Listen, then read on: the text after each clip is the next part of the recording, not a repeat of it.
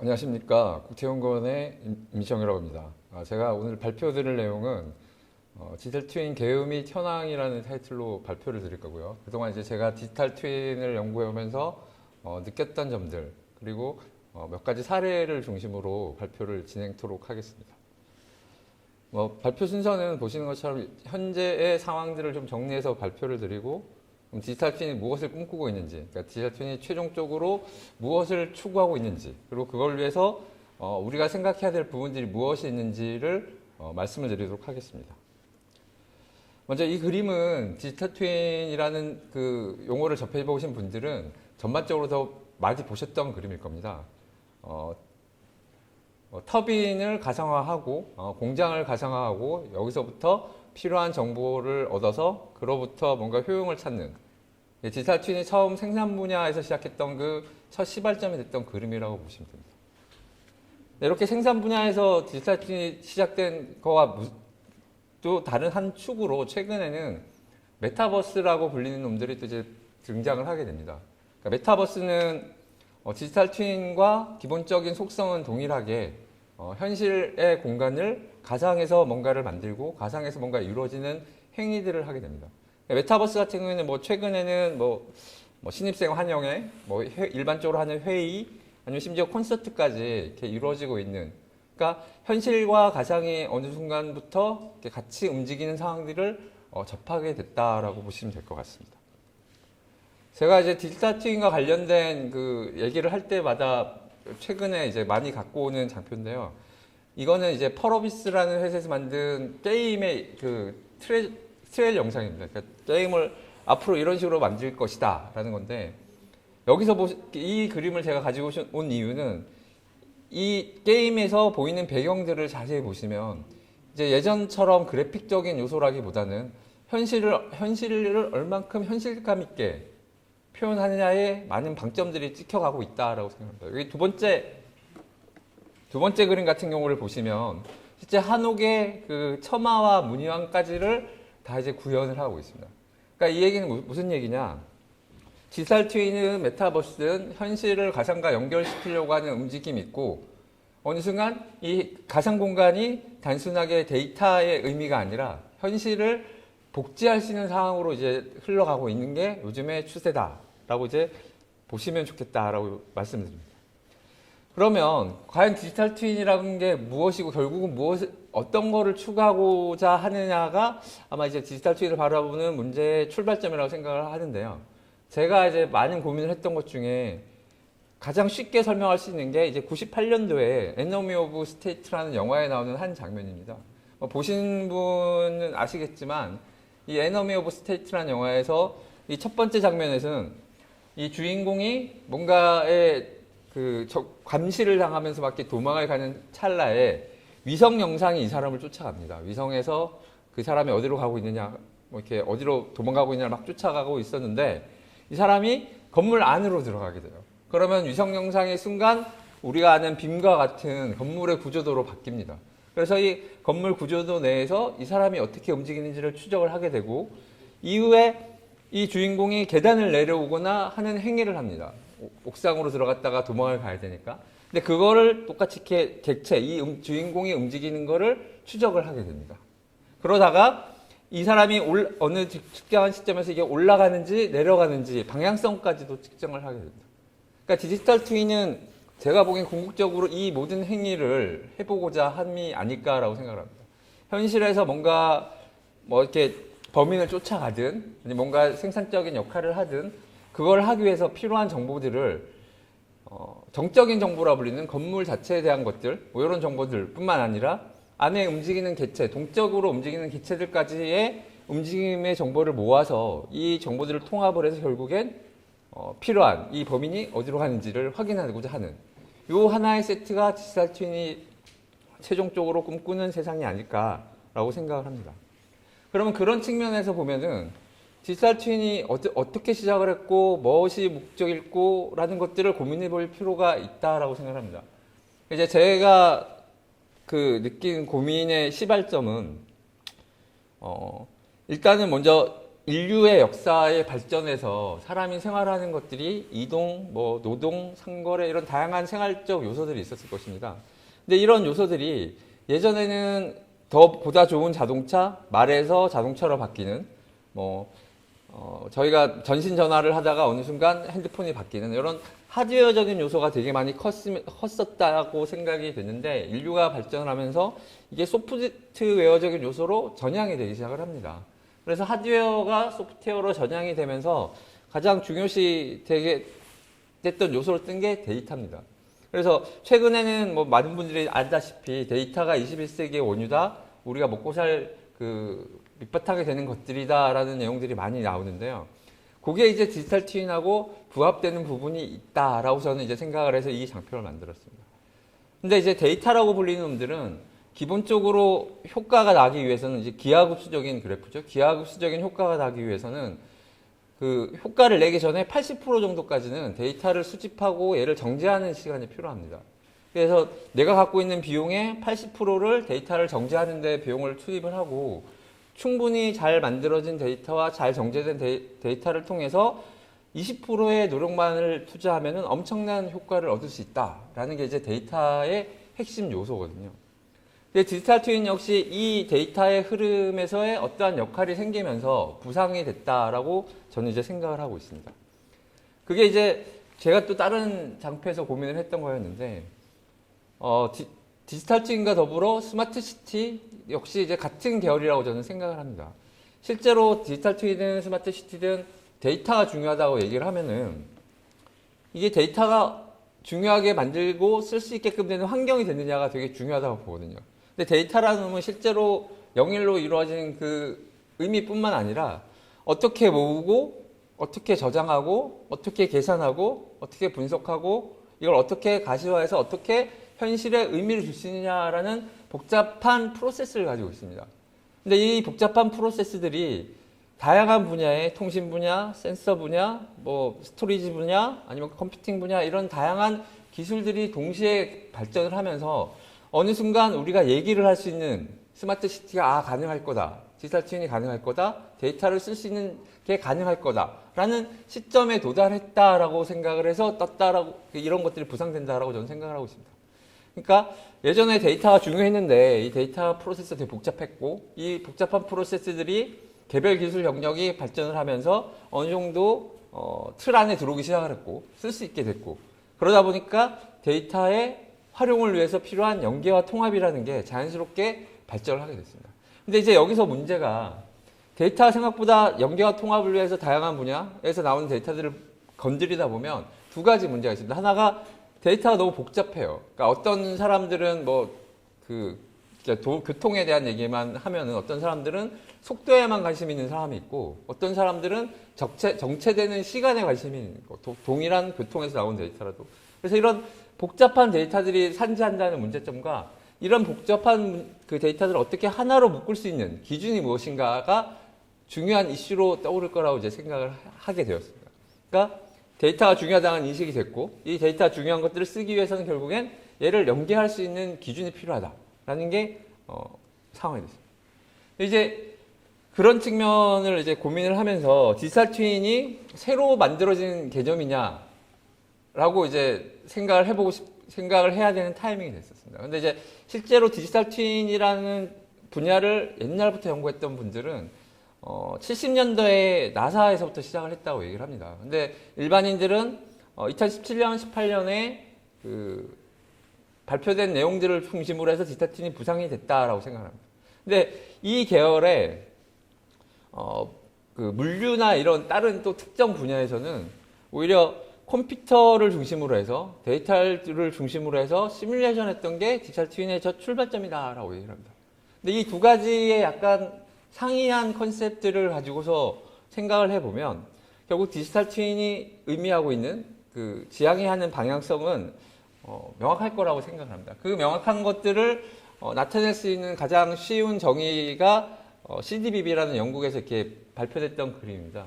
모든 분이 알지만 가장 단순하지만 가장 이해가 쉬운 정의입니다. 일반적인 현실 세계가 있고 얘를 디지털화시키는 디지털 세계가 있습니다. 그리고 현실 세계에서 있는 데이터들이 디지털 세계로 넘어가고 이 디지털 세계에서 분석 시뮬레이션을 통해서 어떠한 통찰을 놓고 그거에 따른 의사결정을 하게 되면 이 의사결정된 게 현실 세계에 반영이 돼서 현실에 개입이 돼서 어떠한 성과물이 나는 이런 체계가 디지털 트윈이라고 정의가 되어 있습니다. 이 체계를 이제 잘 생각을 해보면 얘가 있든 없든 결국에 핵심은 데이터고 이 데이터가 어떻게 분석이 되고 어떻게 현실에 개입이 되느냐가 디지털 트윈의 핵심이라고 보시면 됩니다.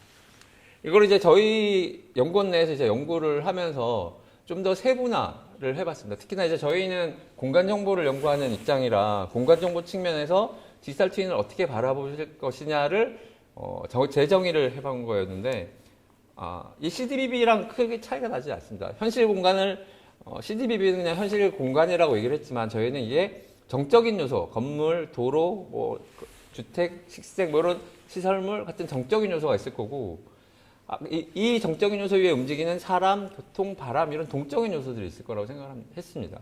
그래서 이 정적인 요소와 동적인 요소를 다 동일하게 가상 공간에 넣어야 되는 게 첫 번째 임무였고 그 가상 공간을 넣기 위해서는 어떤 식으로 가상 공간을 꾸며야 되는지에 대한 것들이 저희의 또 그 핵심 요소 중에 하나라고 인식을 했고 이걸 위해서 분석을 위한 뭐 여러 가지 알고리즘이나 AI 기술 등도 필요할 것이다 라고 이제 생각을 했습니다. 그래서 이런 것들이 나와서 이게 정보나 솔루션화 돼서 현실에서는 모니터링이 되거나 뭐 관리되거나 하는 그 액션이 들어갈 것이다 라고 생각을 해서 이런 그림을 그렸고 이 구조상에서 첫 번째 저희가 고민이 됐던 게 데이터를 그러면 이 정적인 세계에 있는 데이터를 어떻게 수집을 할 것이냐.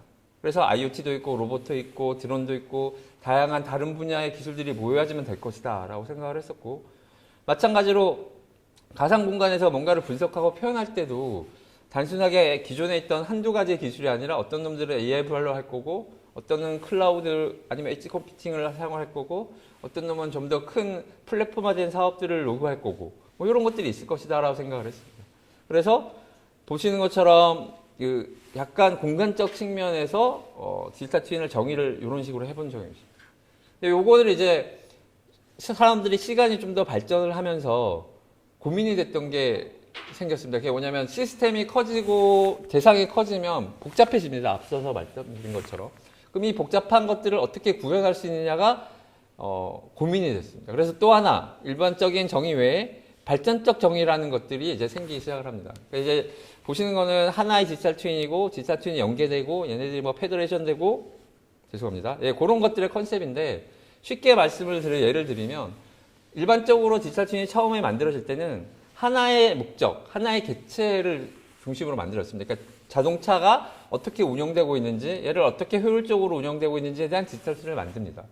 그러고 만들고 나서는 자동차가 움직이려면 자동차만 필요하진 않거든요. 신호등도 필요하고 도로도 필요하고 뭐 상황들이 필요하니까 이 자동차의 운영을 위한 이 디지털 트윈들을 연결을 합니다. 그러면 자동차가 운영할 수 있는 디지털 트윈 그 체계가 만들어지는 거죠. 근데 이제 자동차가 움직이는 디지털 트윈 체계 외에도 소비자 입장에서는 사용자 입장에서는 교통이라는 관점에서 얘를 보고 싶어지기도 합니다. 나는 차를 타고 가기도 하지만 어느 순간 비행기를 옮겨 탈 수도 있고 철도를 옮겨 탈 수도 있고 그러면 앞서 만들어졌던 자동차에 대한 그 신호등에 대한 그 도로에 대한 디지털 트윈의 연결이 비행기와 관련된 동일한 요소들의 연결로 다시 확대가 돼야 되고 얘네들이 또 연결이 돼야 됩니다. 그러면 디지털 트윈이 또 한 단계를 발전을 하는 거고 그리고 그 이후에는 단순하게 교통뿐만 아니라 이 교통이 주는 환경적인 요소 뭐 아니면 에너지적인 요소랑 다 또 같이 연결이 돼야 됩니다. 그래서 일반적인 최초의 디지털 트윈은 생산 분야의 디지털 트윈은 요것만을 고민을 했었습니다. 어떤 제품이 어떤 식으로 만들어져야 될지. 근데 이게 도시가 되고 국토가 되고 확장이 되면은 점점 이렇게 발전을 한다는 겁니다. 그 관점을 또 다른 식으로 이제 표현한 분이 있습니다. 이제 탑다운으로 생각을 해보시면 결국에는 국가 디지털 트윈을 만들고 싶다라는 게 이제 저희 쪽 분야의 하나의 그 욕심입니다. 그러다 보니까 국가 디지털 트윈을 만들려면 도시 디지털 트윈이라는 걸 만들어서 얘네들을 연결을 해야 된다. 그럼 도시 디지털 트윈을 만들려고 하면은 도시 안에 들어가는 빌딩, 도로, 그 교량 이런 거에 대한 디지털 트윈도 만들어야 돼요. 그래서 얘네들을 만들어서 얘를 연결해야 돼요. 마찬가지로 빌딩과 도로 역시 뭐 펌프라든가 뭐 배관 이런 것들에 대한 또 디지털 트윈도 필요해요. 결국에는 이 국가 디지털 트윈을 만들기 위해서는 국가 디지털 트윈 하나를 만드는 게 아니라 시스템 레벨, 빌딩 레벨, 도시 레벨로 넘어가면서 데이터를 묶고 연결하고 하는 과정이 필요하다는 얘기예요. 이제 이 오늘 ISI 행사에서의 핵심 그림은 제가 보기엔 이게 아닐까 생각을 해요. 그게 무슨 얘기냐? 디지털 트윈이 이렇게 구성이 되기 위해서는 한 단계 위로 올라갈 때 같은 디지털 계열의 그 디지털 트윈끼리 연결할 때 제일 중요한 것은 표준입니다. 그러니까 어떤 표준을 어떤 식으로 만들어서 걔네가 디지털 트윈을 연결시킬 수 있는지의 핵심을 만드는 게 아마 이 ISI의 디지털 트윈에서의 가장 중요한 요소가 아닐까 이제 생각을 하고 있습니다. 또 재미있는 그림인데 디지털 트윈과 관련된 기술 요소를 정리한 논문이 있습니다. 이게 되게 복잡하고 이쁘 보이지만 여기 있는 것들을 모두 읽어보면 거의 IT와 관련된 이 세상의 모든 기술이 다 들어가 있습니다. 그러니까 이 논문의 저자는 디지털 트윈이라는 게 만들어지기 위해서는 결국엔 IT 요소 모든 게 다 들어가야 된다라고 이제 그 주장을 했다라고 생각합니다. 이후 발표하실 그 정두경 책임님이 만드신 그림입니다. 저는 이제 제가 유사 발표를 할 때 이제 코끼리 그림을 한번 그린 적이 있었는데 약간 컨셉은 좀 달라요. 보면 여기에 있는 코끼리의 몸을 구성하고 있는 다양한 기술 요소들이 있고 이게 다른 분야에 동일하게 적용이 돼서 페더레이션이 돼야 되고 그게 플랫폼을 통해서 우리가 필요한 뭐 환경, 국방, 에너지 안전에 골고루 쓰인다. 뭐 이런 개념 그림입니다. 이 그림을 저는 보고 깜짝 놀랐어요. 아주 디지털 트윈을 핵심적으로 잘 아신 그림이구나. 근데 여기서 이제 제가 말씀을 드리고 싶은 거는 우리가 코끼리 그림 하면 요게 떠오르지 않습니까? 이거? 코끼리 하면은 누구는 코를 만지니까 길더라. 어떤 사람은 귀를 만지니까 넓더라. 요것만 생각을 하게 됩니다. 요 기술 요소를 다시 이제 컨셉을 바꿔서 보면 모델링 하시는 분들은 디지털 트윈을 모델링으로만 보시고 분석하시는 분들은 디지털 트윈을 분석으로만 보실 수가 있습니다. 그렇기 때문에 이 코끼리 그림을 보면서 전체 코끼리라는 걸 알게 해줄 수 있는 그런 것들의 역할이 또 필요하고 그거 역시 표준을 하시는 분들이 고민을 해줘야 될 요소가 아닐까라고 생각을 하고 있습니다. 또 마찬가지로 이제 다른 자료 중에 하나인데 디지털 트윈을 얘기하면 가짜 디지털 트윈 얘기들이 많이 나옵니다. 가짜 디지털 트윈은 뭐냐면 뭐 디지털화 전략이 없다. 그다음에 목적이나 유스 케이스가 불명확하다. 그다음에 쓸데없이 시각화 효과가 되게 많이 강조돼 있다. 그다음에 디지털화하는 작업에서 수작업이 많이 사용되고 있다. 뭐 이런 내용들이 있는데 요거를 잘 읽어보시면 기본적으로는 데이터가 활용되는 방식에 대한 문제입니다. 이렇게 어떤 그 폭넓은 분야의 다양한 데이터들이 연결되고 그 상호 활용되기 위해서는 요 요소들이 반드시 필요하다는 얘기입니다. 그래서 결국엔 가짜 디지털 트윈 얘기를 하면서 고민이 되는 거는 디지털 데이터를 어떻게 다루느냐를 항상 잊지 말아야 된다라는 게 이제 제 생각이고요. 다음으로 이제 제가 최근에 했던 수자원 분야의 디지털 트윈에 대한 얘기를 간략하게 소개를 드릴게요. 그러니까 수자원 분야에서도 이렇게 저희는 디지털 트윈은 생산 분야 아니면은 공간정보 분야에서 주로 했었는데 수자원 분야의 욕구에 의해서 수자원공사와 저희가 이제 디지털 트윈의 기본 구상에 대한 연구를 한 적이 있습니다. 이제 이 수자원공사에서의 기본 구상 연구를 제가 되게 높게 평가했던 이유는 뭐냐면 기술 중심이 아니라 목적 중심. 그러니까 수자원공사에서는 이걸 통해서 자기네들이 어떤 효용을 얻고 싶은지가 명확했기 때문에 그로부터 시작된 디지털 트윈은 발전성이 되게 많을 것이다 생각해서 저희가 시작을 했습니다. 근데 이제 문제는 이 과정에서 수자원공사에서 요구했던 거는 크게 두 개. 우리가 무엇을 해야 될 것이냐, 우리가 어떻게 이거를 추진해야 될 것이냐, 이 두 가지를 저희한테 많이 알고자 했었습니다. 근데 첫 번째 무엇을 해야 될 것이냐는 실제로는 기본적인 디지털 트윈과 수자원 디지털 트윈이라고 특별하게 바뀌는 건 없습니다. 바뀌는 거는 현실의 대상이 무엇이냐. 다른 쪽은 뭐 자동차니 도로니 이런 걸 텐데 수자원공사는 댐, 하천, 교랑, 그 하천 내 시설물들 이런 것들이 대상이었고요. 그리고 그 일반적인 거랑 좀 다르게 수자원공사는 시뮬레이션 하거나 모니터링 하거나 뭐 이런 것들이 좀 더 관심이 많았습니다. 그래서 첫 번째 수자원공사에서 다뤄야 되는 디지털 트윈은 이런 그림이어야 된다라는 게 첫 번째 핵심 요소였고 두 번째는 수자원이라는 분야 역시 하나의 되게 큰 분야였기 때문에 이게 디지털 트윈에서 어떻게 소화될지를 또 고민이 많았었습니다. 그래서 그분들이 고민을 했던 게 우리는 그럼 뭘 개발해야 되고 어떤 식으로 접근해야 될까요? 라는 내용들이었습니다.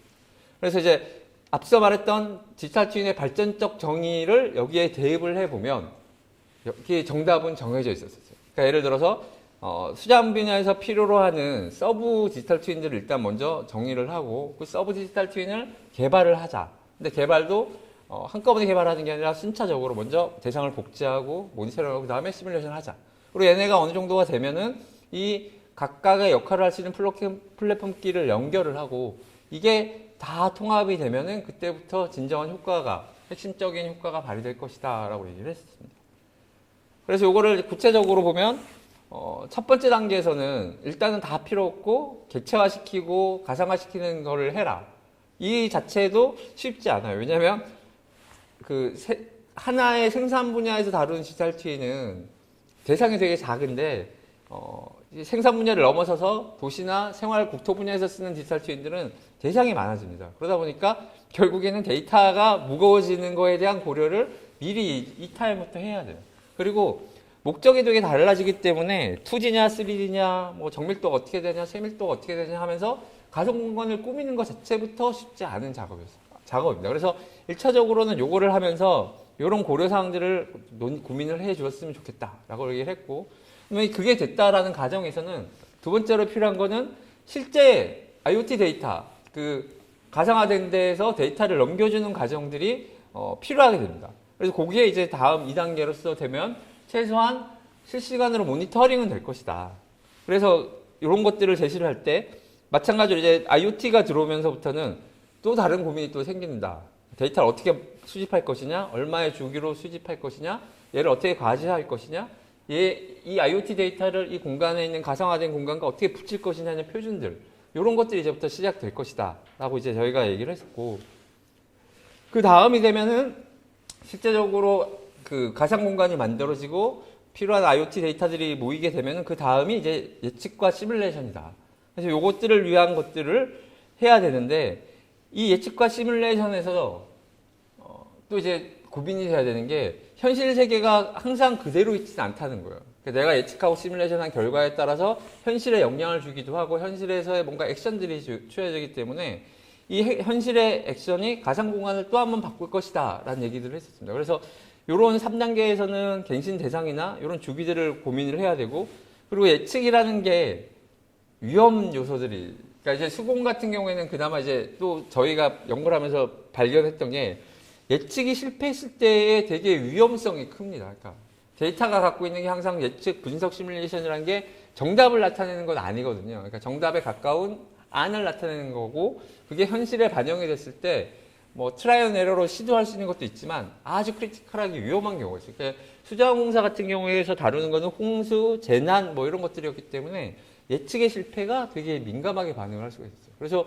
이런 것들에 대한 것들도 좀 레벨 3 정도에서는 고민이 필요하다라고 얘기를 했고, 레벨 3까지가 되면 어느 정도 한 분야에서, 수자원공사의 한 분야에서는 디지털 트윈이 돌아갈 것이다 라고 이제 저희가 주장을 하고, 그 다음에는 디지털 트윈의 원래 좀 더 고도화된 목표를 위해서는 합치는, 페더레이션 하는 단계가 이제 올 것이다 라고 얘기를 했습니다. 그래서 페더레이션 되는 단계에서는 기존에 있는 것들을 연합하는 것 뿐만 아니라 보안, 업무상 보안, 개인정보, 뭐 데이터 개방, 이런 또 데이터들과 갖고 있는 근본적인 문제들이 발생을 할 것이다 라고 이게 저희가 얘기를 했습니다.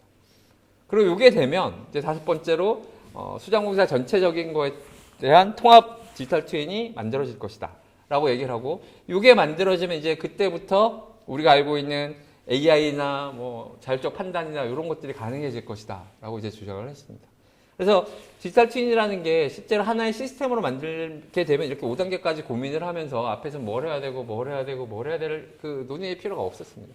근데 실제로 막상 적용을 해보려고 하니까 이런 단계적 접근이 없으면은 아무것도 할 수 없는 상황들이 될 것 같더라고요. 요 그림은 이제 제가 LX 전주시 디지털 트윈을 할 때 주장했던 그림입니다. 이거 약간 독자들이 이해하기는 조금 어려웠었는데, 이제 제가 이제 공간 정보를 하는 입장이고 앞서 말씀드렸던 데이터의 통합과 연계를 위해서 가장 중요한 거는 기준이 있을 것이다라고 얘기를 했고, 그 기준은 공간 정보 하는 입장에서는 결국엔 공간적인 위치가 그 기준의 핵심이 될 것이다라고 생각을 했었습니다.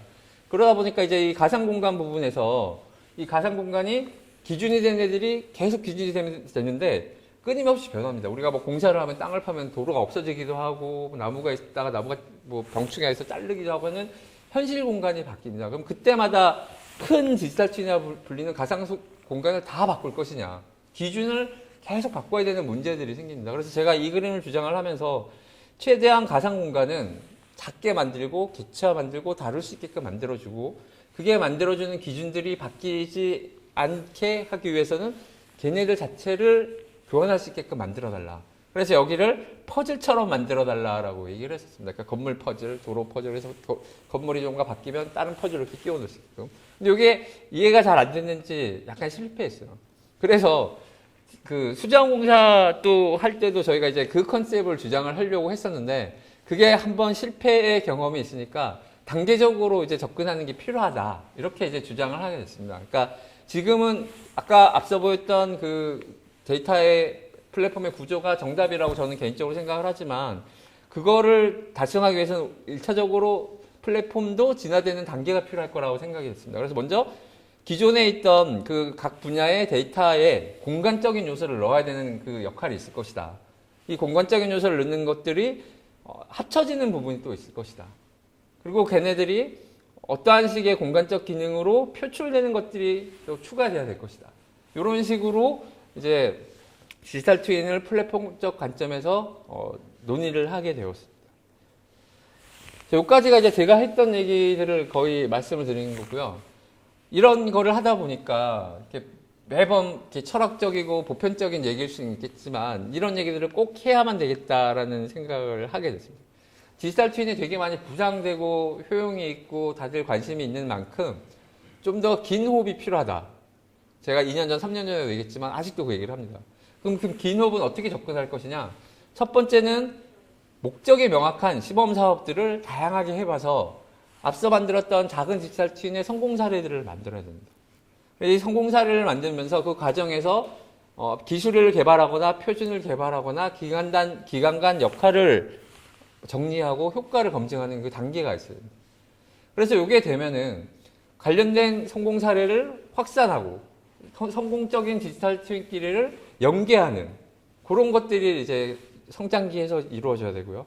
이 과정이 돼야지만 결국에는 효과가 드러나기 시작할 거고 여기에서 다양한 기존과 그 종류가 다른 데이터들이 축적이 될 것입니다. 그러면 우리가 알고 있던 데이터 통합의 효과, 신규 서비스의 개발이 자연스럽게 이루어질 것입니다. 이게 이루어지기 시작하면은 성숙기로 도입을 해서 전체를 묶을 수 있는 디지털 트윈들을 만들 수 있지 않을까라고 생각합니다. 그러다 보면 뭐 국가적인 신규 시장이 개발되거나 신사업이 개발되거나 이런 것들이 만들어지겠죠.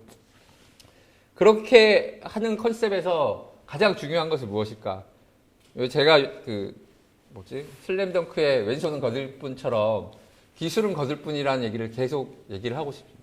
실제로 디지털 트윈이 성공을 하기 위해서는 기술적 요소는 그렇게 중요하지 않다고 해요. 오히려 아까 했던 코끼리를 전체 코끼리로 볼 수 있는 그 다양한 이해관계자들 이들이 적극적 참여와 역할 구분이 핵심이 될 거고 그 과정에서 작은 디지털 트윈들이 큰 디지털 트윈이 돼가는 과정에서의 시범 사업과 경우가 노하우 이런 것들이 필요할 것이고 그게 처음에는 데이터로 시작을 해서 시스템의 연계 그리고 그게 공유와 개방이 되면서 디지털 트윈은 발전할 수 있을 것이다 라고 생각을 합니다. 마지막으로 이제 요거 그림 동영상인데 동영상이 없군요.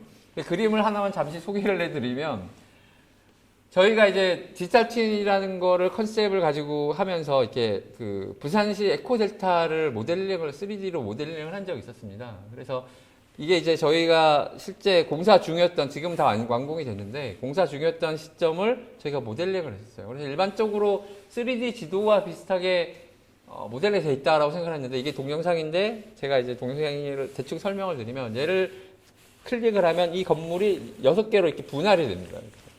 6개로.